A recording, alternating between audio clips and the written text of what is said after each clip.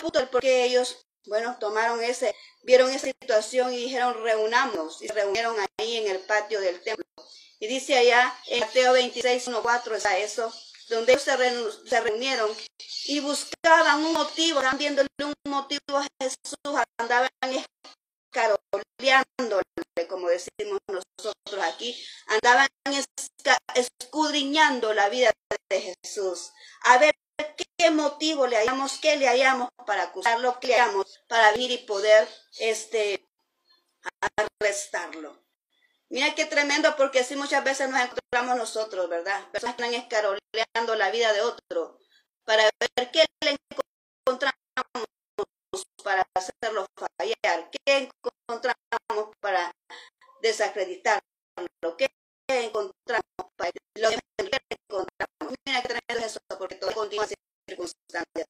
Entonces ellos dicen que se reunieron todos y dijeron, miramos, ¿verdad? Mintamos, porque vamos a aprender con engaño, dice la palabra de Dios. Palabras iban a inventarse para predicar a Jesús. Por eso es importante, no te creas de todo lo que escuchas.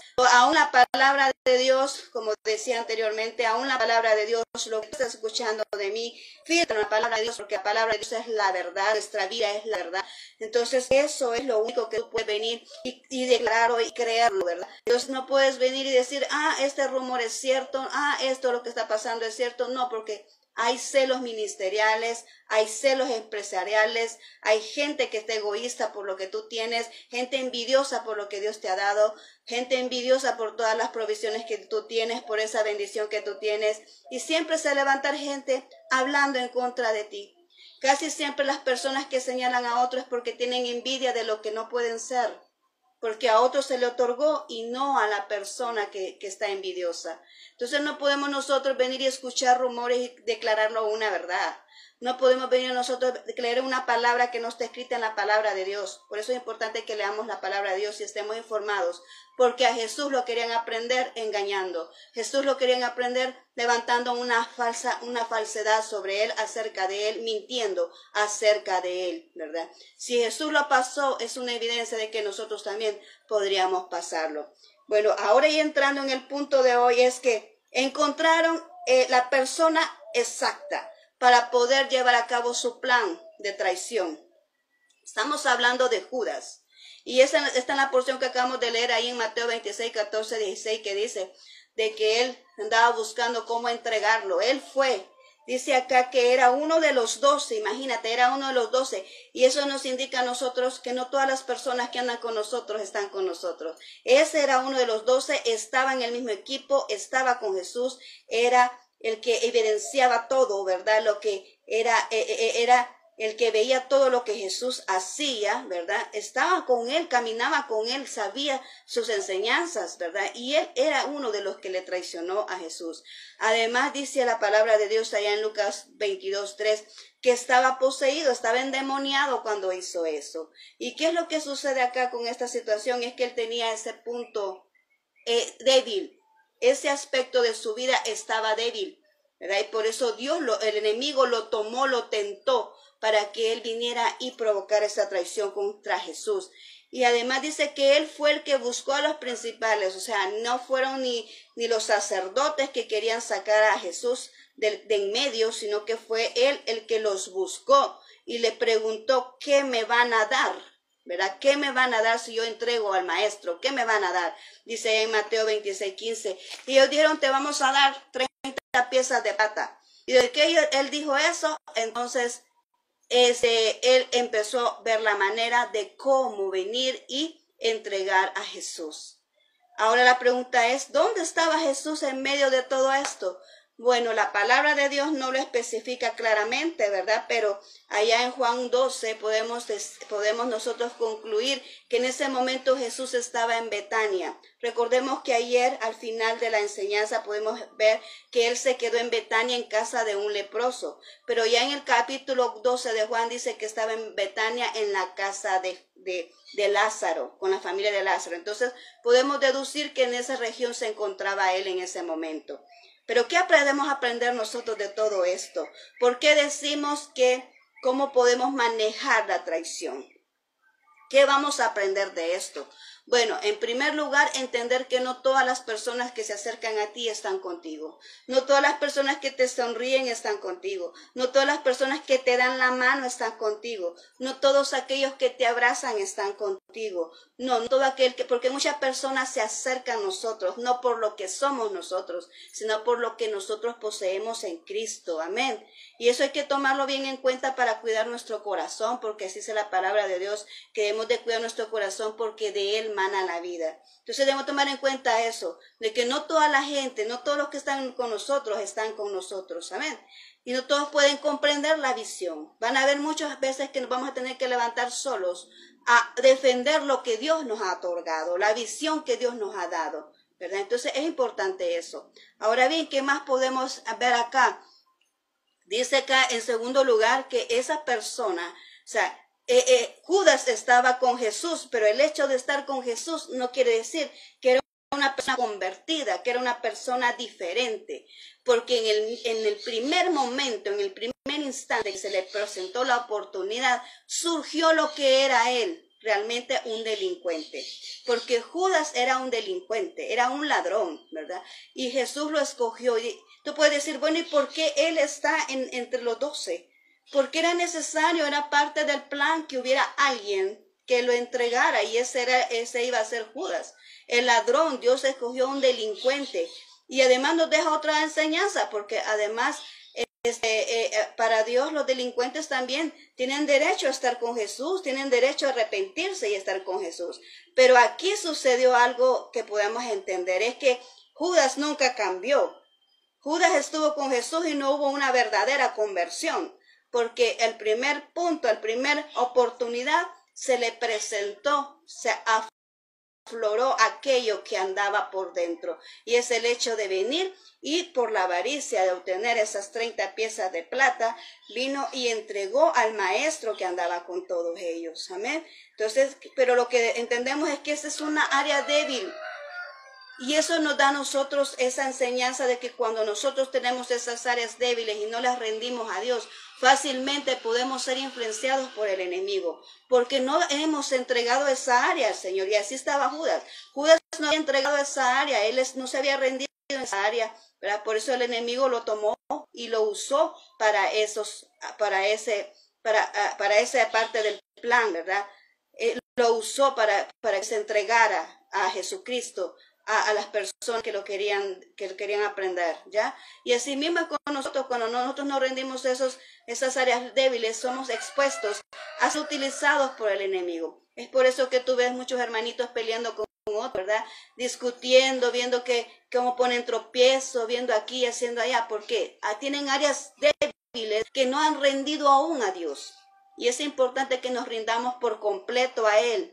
Aún las áreas débiles que podamos encontrar, rendirlas a Él para que Él pueda hacer ese cambio. Nos estamos hablando en Romanos 8:28, ¿verdad? Que dice que a los hijos de Dios todas las cosas les resultan para bien. Esto es aquellos que Dios ha escogido, aquellos a quienes Dios les ha dado autoridad, aquellas autoridades puestas por Dios, es aquellos que tienen la cobertura de Dios, el respaldo de Dios. Ellos están esas situaciones adversas nos ayudan para seguir avanzando, nos ayudan para seguir creciendo.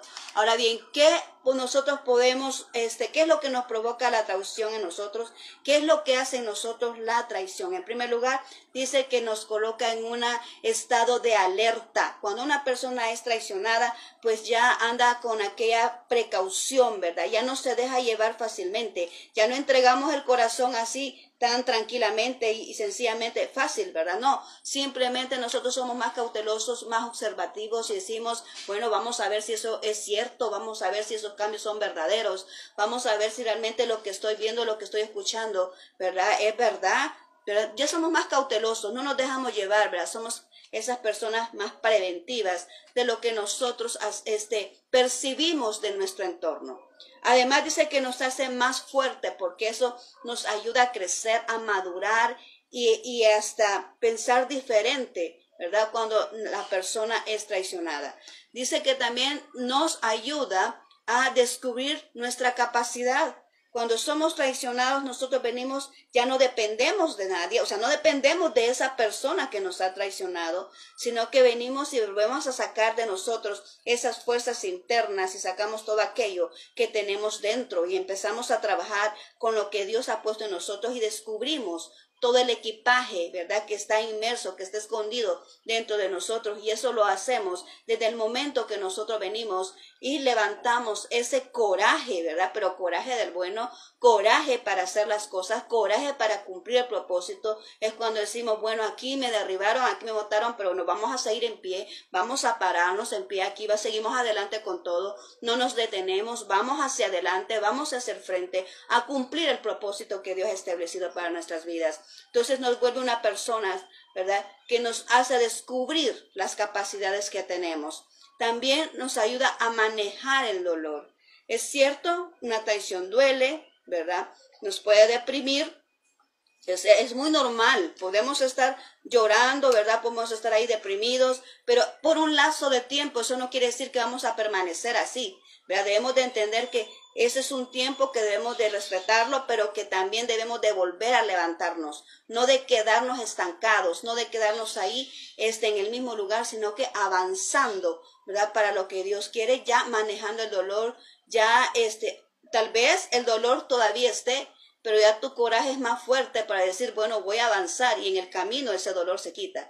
Y también ese dolor tú puedes traerlo a las manos de Dios, donde puede ser restaurado, liberado. Tú puedes ser liberado de ese dolor cuando tú vienes a las manos de Dios. ¿Qué más podemos mencionar acerca que aprendemos cuando hay una traición? Es que cuando hay una traición, eso nos lleva al cumplimiento de nuestro propósito. Eso se vuelve en un combustible. Eso te hace hacer más aguerrido, y eso te hace decir, bueno, no más, esto no va a suceder más, esto ya tienes la experiencia, tú te plantas, ¿verdad? Y dices, bueno, vamos con todo, vamos a seguir, y no importa lo que venga, no importa lo que sucede, vamos con Dios con todo, a cumplir lo que Dios ha destinado para tu vida. Eso es un combustible para seguir avanzando y obtener ese propósito que Dios ha destinado para tu vida. Ahora bien, vaya, para finalizar, dice que todo lo que aconteció, todo lo que hemos visto en la vida de Jesús, esa traición tenía que pasar, tenía que suceder, era parte del plan de Dios, amén, era parte, tenía que haber una persona que lo traicionara para que se cumpliera ese propósito de darnos esa salvación y vida eterna. Tenía que ser así, tenía que suceder así, y es por eso que vemos a Judas en medio de ellos, ¿verdad?, entre medio del equipo de Jesús, pero porque tenía que suceder eso, ¿verdad? Entonces, era parte del plan, así como en nuestras vidas hay personas que nos traicionan, y cómo duele cuando son personas cercanas, cuando son personas que de menos que los imaginamos, pero sucede y sí duele, pero también eso pasa porque eso nos empuja, como hemos visto anteriormente, hacia el cumplimiento de nuestro propósito. Es imposible que la traición no llegue a nuestra vida, tarde o temprano podemos sufrir uno o varios momentos de traición, ¿verdad? Podemos sufrirlo, es imposible que nos surjan, pero todo va a depender de cómo nosotros lo manejemos y lo superemos, ¿verdad? Que sea Dios pues que nos ayude a superar cualquier circunstancia difícil, cualquier circunstancia de traición que pueda haber venido a nuestras vidas. Así que ahora este es el mensaje de ahora, lo hicimos. Así que hemos aprendido ahora cómo manejar la traición. Jesús fue traicionado, eso quiere decir que nosotros también, si llevamos la naturaleza de nuestro Señor Jesucristo, pues también vamos a ser traicionados, ¿verdad? Y qué importante es eso, ¿verdad? Porque eso nos ayuda a nosotros a no quedarnos estancados, sino a avanzar, a que no importa el problema que suceda, que debemos de rendir nuestras áreas débiles a nuestro Dios para ser utilizadas correctamente. Así que en este momento vamos a orar, y agradezco mucho a aquellos que han llegado hasta el final aquí conmigo. Gracias por escuchar esta palabra, a aquellos que lo van a hacer posteriormente, ¿verdad? Así que vamos a orar en este momento entregando a Dios, ¿verdad?, lo que hemos ahora compartido contigo.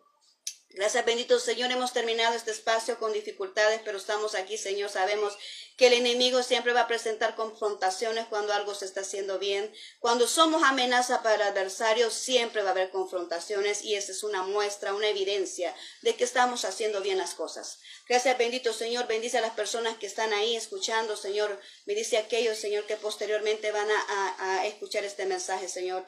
Guarda sus corazones, guarda su vida, guarda su familia, Señor, guarda su salida y su entrada, Señor. Bendice a aquellos que están enfermos, levántalos, restaura esa salud, Señor. Y a aquellos que necesitan en sus mesas esas provisiones, también, Señor, pues otórgaselas en este momento. Gracias, bendito Dios, danos esas fuerzas, danos, Señor, esa ayuda que necesitamos para seguir avanzando y no detenernos por nada ni por nadie, sino a cumplir ese propósito que tú has diseñado en cada uno de nosotros. Gracias, Cristo Jesús. Amén y amén. Muy bien, adelante con todo. Recuerda, el propósito de nosotros termina hasta que dejamos de existir en este mundo. Nacemos con un propósito y terminamos cuando hemos cumplido con el propósito. Amén. Así que adelante, no nos detengamos, ¿verdad? El enemigo siempre va a presentar confrontación y una de las ideas que yo tengo es que cuando el enemigo ataca mucho, ataca lo que es amenaza. Lo que no es la amenaza, la pasa desapercibido. Pero si tú estás ahorita presentando una batalla, es porque estás haciendo las cosas correctas y eres amenaza para el adversario. Amén. Así que muchas gracias por tu atención. Que tengas un excelente día. Te espero mañana aquí, ¿verdad? Con otro tema, ¿verdad? Gracias y nos vemos mañana. Muchos abrazos donde estás y que el Señor te bendiga poderosamente.